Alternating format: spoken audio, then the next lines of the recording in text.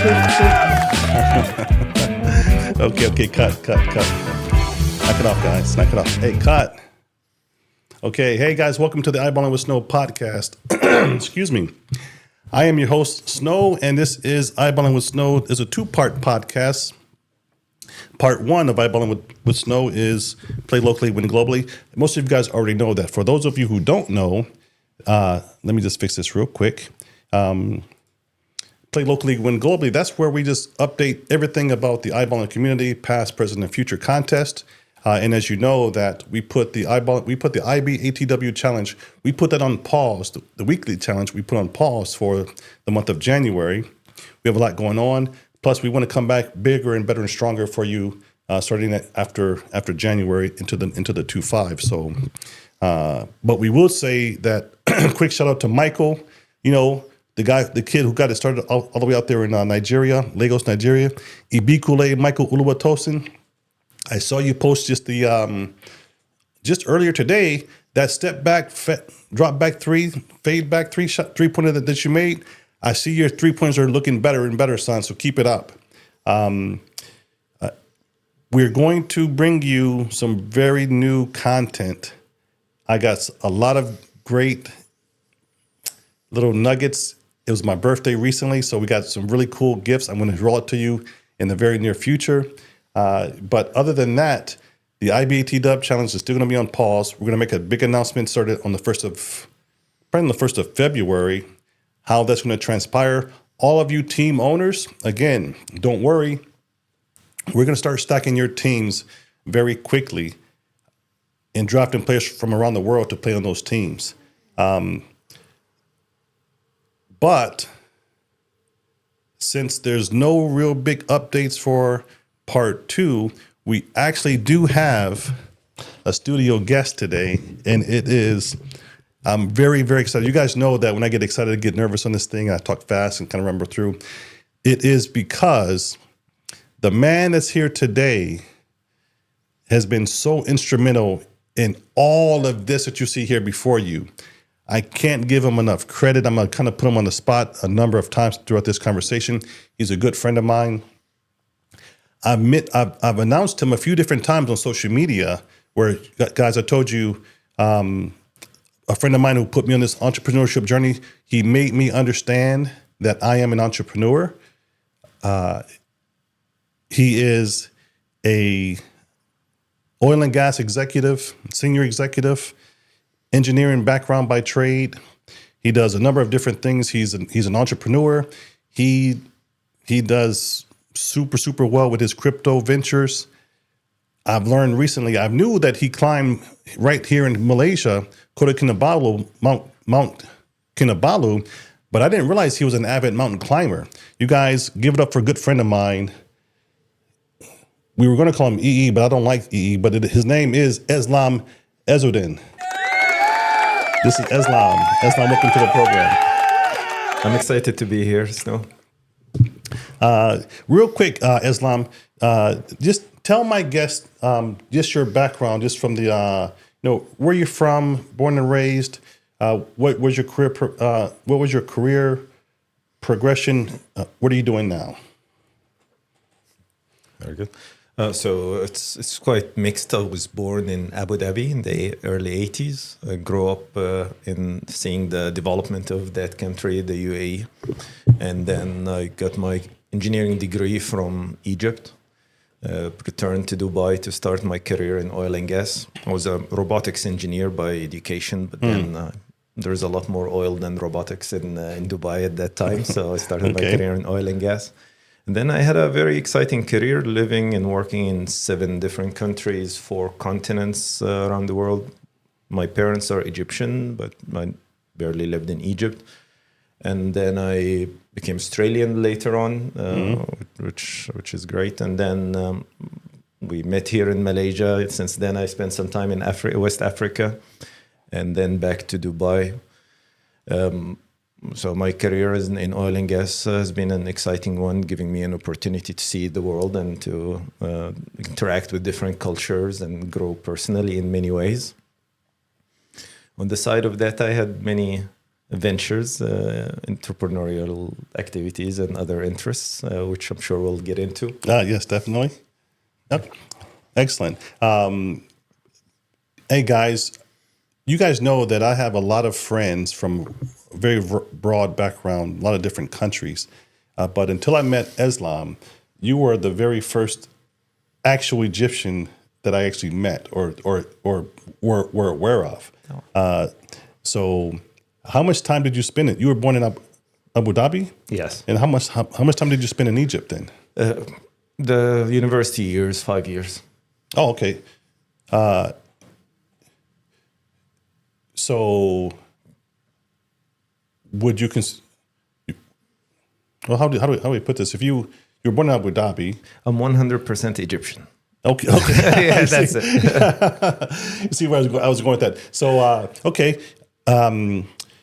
I want to get into a little bit of some of the projects you've done, exciting works you've done in your oil and gas field. Sure. And how much time this is your profession now. How much time have you been in this profession, oil and gas? Just over 19 years. Well, my whole career. Yeah. Yeah. Okay. Is there anything about oil and gas that, and you're an engineer by trade, what's the one specific thing about this industry that you see yourself gravitating towards? All right. So to be honest, I'm not the best engineer. My whole career was a race to develop on the career ladder, so I don't have to actually do engineering work. What excites me is working with people, and as I grow in the career ladder, is to lead and to inspire, to get the best out of people. Sure. And that became my focus, and to achieve big tasks and deliver value through working with people. And that's where I found my niche, to provide strategy and leadership to take on transformational projects. Okay. And that career path of taking you through a few different continents and places. We had a conversation last night about your interesting position in Africa. You were country lead on a couple different countries. We'll circle back to that part. Was there any other African, we'll call them, for lack of a better phrase, we'll call them tours or assignments that you've been on prior to this recent one? No, just the one stint in Africa, exciting enough. I don't think I'll do it again anytime soon. Yeah, my wife won't let me. Right. Eslam has a beautiful wife, Elena, and two beautiful children. He's a new father. How old are your kids? 4. Just 2 days ago. Etheria's birthday is just the day before yours. Yeah. And Enar is 1 year old.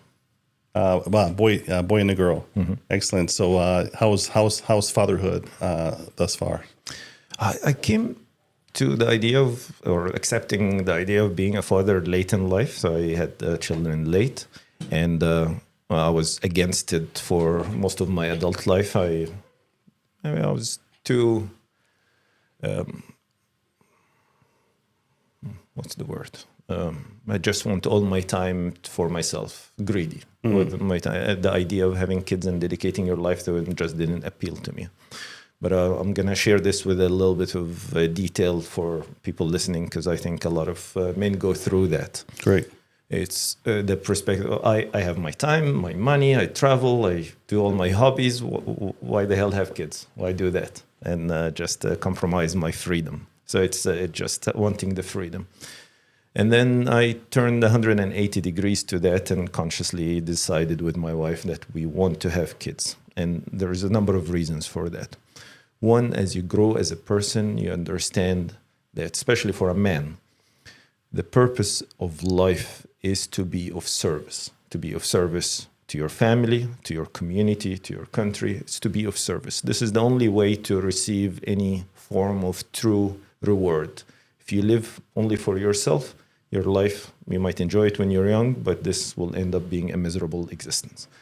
While dedicating your life for service, that's the only thing that can be rewarding. And this service can be on a small scale, depending on your capability. It can be serve the community, serve an organization that in a field that you believe in, or serve your country in different formats. Depending on your capability, you'll serve more and create more value. But this life and consciously living to serve is the true way to be rewarding. So that was the mindset shift that made me choose to have kids.